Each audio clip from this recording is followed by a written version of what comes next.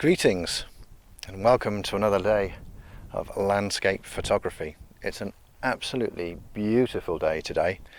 We've got a high-level cloud moving around, the sun is coming and going, it's out at the minute. It's not too strong, so although I'm squinting a little bit into the light, it's actually quite pleasant. This morning it absolutely threw it down with rain. I apologise if there's a bit of wind noise. I'm trying to keep the microphone shielded as much as I possibly can. Today's challenge is one that lots of landscape photographers are very familiar with, and that is one of finding a scene where the sky is too bright in comparison to the land features that you're also capturing. So I've found a scene here on the top of Holm Fell in the Lake District. It's not a wild scene, but you know, it's perfectly decent for the conditions that we've got today. But in order for me to maintain some sufficient detail in the landmass, in the fells and the slopes that are all around me, the sky is just completely and totally blown out. There's no detail in there whatsoever. Now, there are actually several methods of controlling this situation. Let's explore the two most common. The first one would be to take two frames, one exposed for the land and one exposed for the sky, and then blend them together in Photoshop. Nothing wrong with doing that, perfectly acceptable. And you know, I know lots of people who are absolutely whizzo with software, and they can do that in the blink of an eye. I'm not so whizzo with software, and I'm of the mantra that I'm a photographer, so I want to try and improve my technique as a photographer. Therefore, it makes complete sense to me to try and get it as right in camera as I possibly can. So in order for me to do that, I'm just going to move ever so slightly and grab this particular item. In order for me to do that, I'm going to use something called a graduated grey filter. And this is a graduated grey filter. You can quite clearly see half of it is grey and half of it is clear, and there is, you know, where it goes from grey to clear, the greyness is very, very gradual. This is a medium edge grad in that the grey to clear is relatively spread out. You can also get soft grads, which are even more gradual, and you can get hard grads where the line in between the two is very, very severe. So a good example of using a hard grad would be a seascape, where the horizon line is very, very definite. You could get away with a grey grad there. Here in the mountains and the fells, a soft grad or a medium grad will do you just fine, because you can bring the grey bit down into the land and it's not too noticeable. If it is, then in software, I use Lightroom, then for those particular areas I can just lift the shadows ever so slightly and you'd never know that I'd done it. So let me show you very quickly how I use a grey grad filter. Okay, here is my filter holder system balanced on a rock. It's made by a company called Case, and it's the Case K9 holder, I believe. Yep, there it is, Case K9. In order to mount that filter holder on the camera, I have two rings. I have a ring that screws onto the front of the lens, and then on the top of that ring I then have another that then is exactly the right size to mount this filter holder.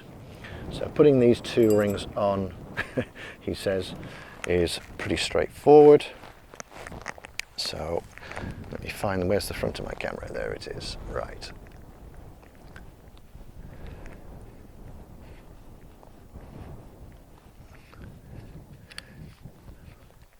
tell you what, it's harder to do this with one hand than you imagine. And obviously this ring is sized for the front of the lens that I'm using. So the front of the lens I'm using is a 62mm lens, and that is a 62mm ring. And you can get different ring sizes for different size lenses. Then the, oh come on, there we go, the filter holder ring goes on. And again, it's a lot harder to do with one hand than I imagined. There we go. And I don't do those things up very tight, just moderately tight, because I don't want them to fall off. But by the same token, what I want to be able to do is get them off again when I've finished. So then the filter holder goes on. This one, it's got a locking nut on one side. You'll notice the wheel on the other. That's to allow you to rotate the polarizer if it's fitted. I'm not going to use the polarizer today. So you slot it on that way around. Oh, see, one-handed. Mind you, it's good advert for the holder that I can do it one-handed. And there we go. So that's done up, and I always actually give the filter holder just a little bit of a wiggle, just make sure that it is securely attached. Right, so the filter itself, and for this scene over here, where there is an undulation between what's bright and what's not, which is why I've chosen to use the medium edge grad. This one is a Nissi medium edge grad. I've actually got a spot of water on it. That's not very helpful, is it?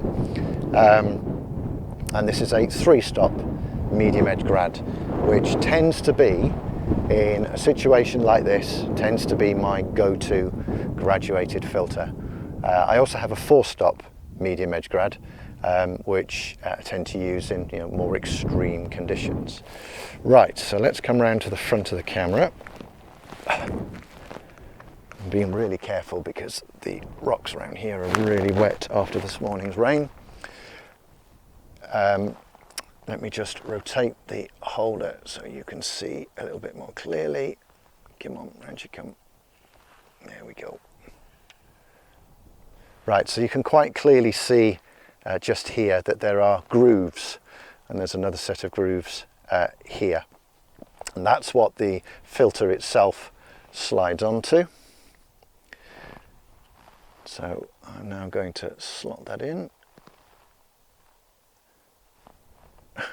It's actually really difficult to find the slots, do the filter, and then also make sure that it's on camera.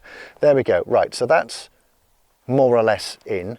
What I'm going to do now is go around to the back of the camera and then show you how I work out where the filter should actually be in order to help me capture the scene. Okay, so now I'm around at the back of the camera. You can see our scene on the back of the live view.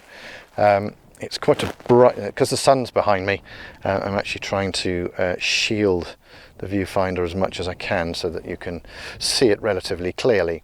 But hopefully you can see the live histogram, this little bar chart down here, quite clearly showing bright highlight areas in this bit of the frame. And then I've got an even range of tones all the way back down to the shadows, and I'm just about clipping the back edge, which is why I'm bringing the exposure up ever so slightly so that I'm not clipping the shadows. That means any details in the rocks or shadows in the rocks right in front of me, they're going to be relatively well captured. But I've got these bright highlights that I want to do something about. So all I actually do is push the filter down in the holder, and I watch that little peak there. And as I do it, and all I'm doing right now is I'm just gradually pushing it down, and you can quite clearly see that peak changing. Now I'm being quite extreme and I'm pushing it all the way down.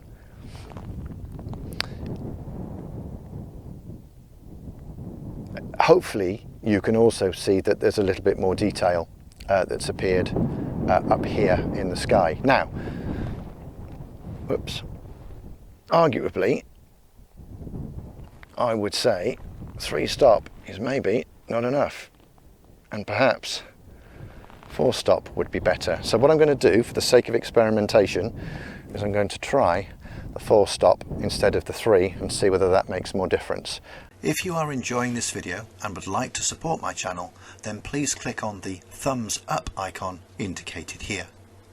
To be notified when I upload new content, which will be every 2 weeks, then please consider subscribing. It's free and you can unsubscribe at any time. As well as subscribing, click on the bell icon and select all in order to get these notifications. All updates for new videos appear here on the top right hand side of your YouTube homepage. Okie dokie, we're back. This time exactly the same deal, but with a 4-stop, so a darker medium edge grad in the top of the holder. So I'm just going to very, very gradually bring it down into the scene. And again, I'm watching this peak, and what I'm watching for is it decreasing. There, straight away. And hopefully you can also now see that there's an awful lot more detail that's been captured up here in the clouds. I've got no shadows, and so I've got plenty of shadow detail, plus I'm not clipping any highlights. I mean, I could, if I chose, I could probably bring it down just a little bit more. That's probably about where I want it to be. And it really is as simple. The camera keeps auto switching off. It really is as simple as that. So it's using the features on the camera to tell me what's going on as I push the grad down. When I used to shoot with Canon cameras, and these sorts of things didn't exist, it was an optical viewfinder, which I've actually got up above, though that one's electronic as well.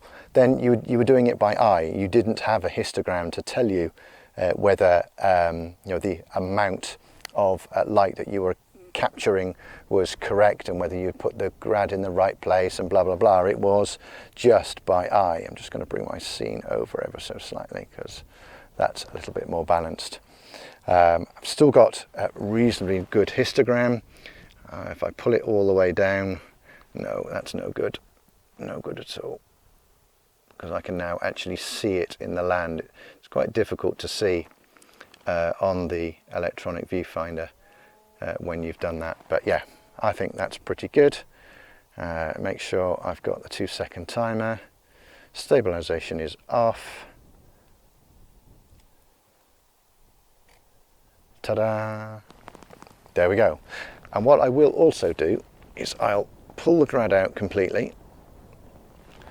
There we go, just to prove to you it's no longer in.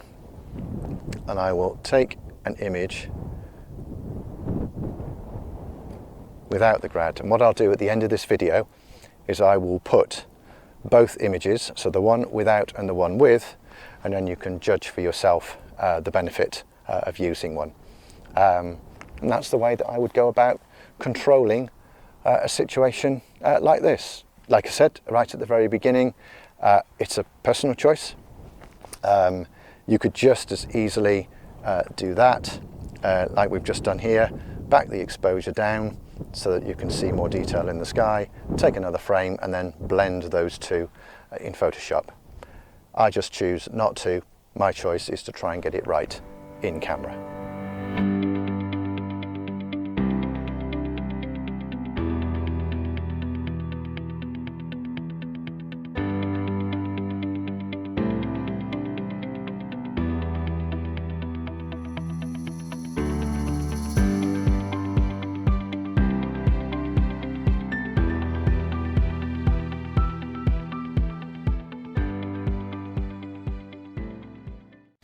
A quick disclaimer before I finish this one. The case holder, the Nissi filters, everything you've seen today has been bought and paid for with my own money. I've not been paid to say any of the things that I've just said. The choices that I make of my equipment are based on my own choices, my own preferences, and the way that I choose to work. If filters and grads and things like that are your, it's something that you're thinking of looking at yourself, then please do your research. And certainly look at all the different types of systems, certainly the filter holders, the way that the polarizers attach and the way that they're manipulated and things like that. Just find a system that works for you, and then just buy once. Don't buy 4 times like I have, and found with each one some sort of irritation that made me think, oh, do you know what, I've made the wrong choice here. So just bear that in mind for a minute. That's how I choose to manage highlights in my landscape photography scenes. I hope it's been useful, I hope it's been interesting, and I hope you've been able to take something away from it. That's it. Until the next one, thank you very much for watching. Stay safe. See you soon.